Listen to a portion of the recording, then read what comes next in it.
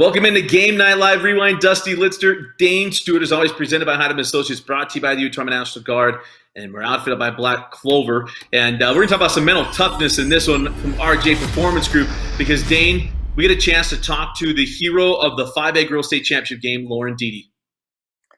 Yeah, and if you want an example of mental toughness, you can look at the Springville Red Devils, but you can look at Lauryn Deede as well, Dusty. And I mean, you think of last year, I know you were right on this during the stream, mentioned, spraining an ankle in that championship game last year, tried to grit through it. And then in this year's state championship game, she does the same thing and has to find a way to put that out of her mind, focus on the team, on the mission, on the goal at hand. And she was able to do so in a key way for the Red Devils.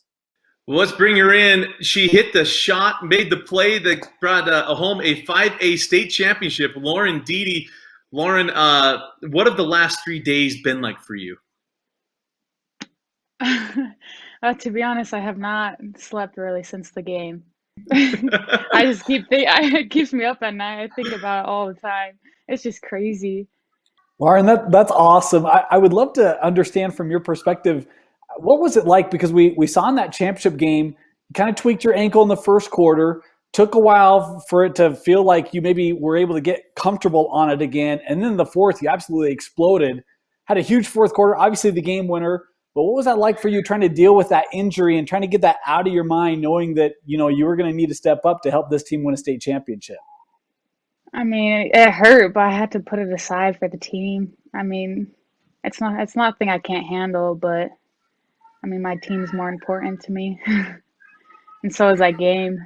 We'll talk about that because last year you did the state championship game and you had a very similar scenario. You tweak your ankle early in that first half against Highland, where you kind of like, not again. Like really, you battle to get yourself back to this game to have it happen again. Because you walk us through what you were pushing yourself through and if that even crossed your mind. I mean, I just had to change my mindset. I had to stop thinking about my ankle because I knew if I thought about it, I would it'd get in my head and be like, oh, I can't kind of just overthink everything. But I was like, I just need to focus on the game and not my foot.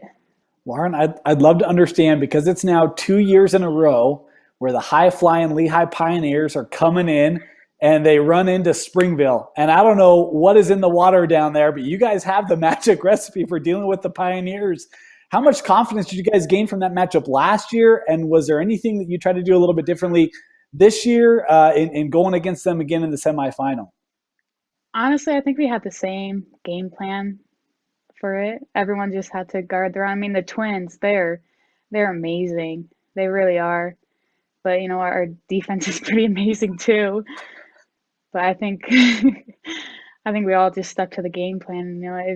We love playing them because they're good. And it's a good competition for us. They're actually one of my favorite teams to play. Did you know they were there cheering for you? No, I had no. Yeah, Jamison Heaton and some of the girls, they were sitting just below us, yeah. And they were all cheering at every play that you guys made. That's really cool. Well, Lauryn, obviously winning state championships is a big deal. Can you walk us through what your time at Springville has been like for you and what it means to you to crown it with the championship? But can you walk us through some of what it means to be a Springville Red Devil girls basketball player? I mean, it's pretty great. I don't know, our team is just so great, and to be part of it is wonderful. All the girls are just wonderful. And just to get that for them, it just means the world. We've all worked so hard, and the community is so great. Everyone's there cheering us on, and I love it. What was going through your mind? Farmington scores that bucket, 8-10 seconds to go, no timeout. Looks like it's a little bit of a scramble. Did you look at the clock when you got that ball and realize you had time to get to the rim, or talk us through what happened in those last 8 seconds? I remember seeing the time when I passed it in to Kayla, and it was at 10 seconds. I don't remember looking up at the clock when I got the ball. I didn't, I knew we had to score, and I knew there was only 10 seconds left, but I didn't know that there were only 3 seconds when I caught it, Well, Lauryn, here's the other part. Was Coach Averett wanting you to call a timeout? No, I think It was a good call on them. I'm pretty sure her and Scott both decided that not to call it because then it just gives them time to set up. You know, I think it would have been harder. I don't think we would have gotten it if they called the timeout. You said you replayed it in your head a bunch, but how many times have you gone back and actually watched the play?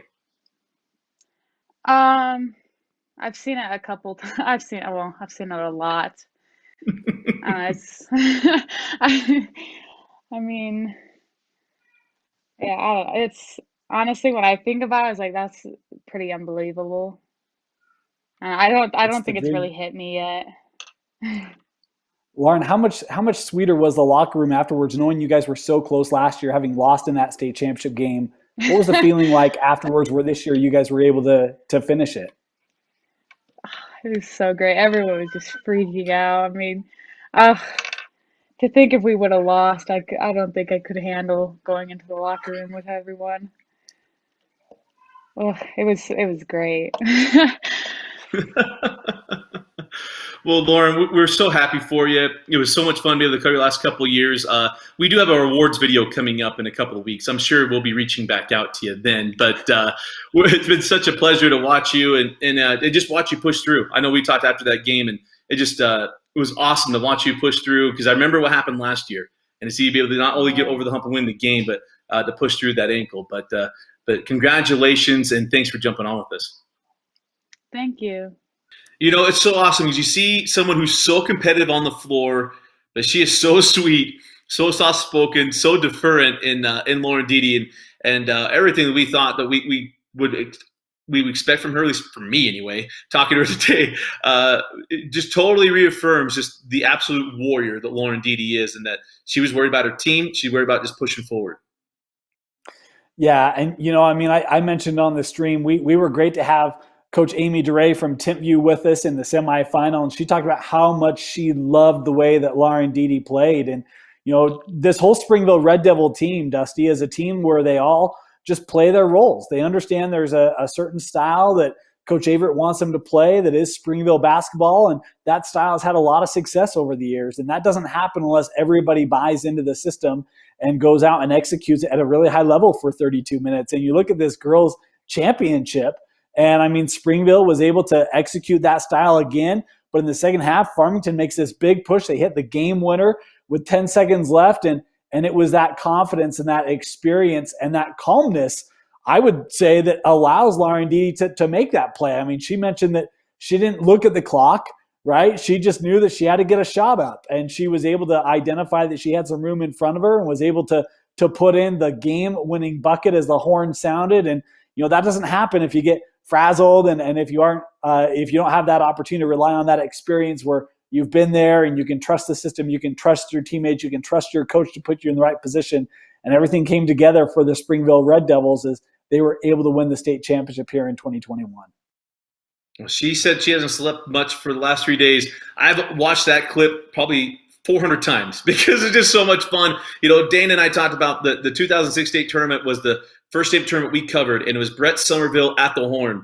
And I told Dane, I was like, man, I want my Brett Somerville moment. And Lauryn Deede, because she handed me one of my favorite moments last year in that state championship, even though they lost, was watching her gut through that ankle situation, and to be able to have it be her that gets the first buzzer beater in the state championship games that we've called. It was just so fitting. It's just so awesome. But go back and rewatch that one. Lauren, thank you so much for joining us, as that was an absolute blast. But for Lauryn Deede, Vince Francis, and Dane Stewart, I'm Dusty Lister. Thanks for joining us and watching Game Night Live Rewind on KSLSports.com.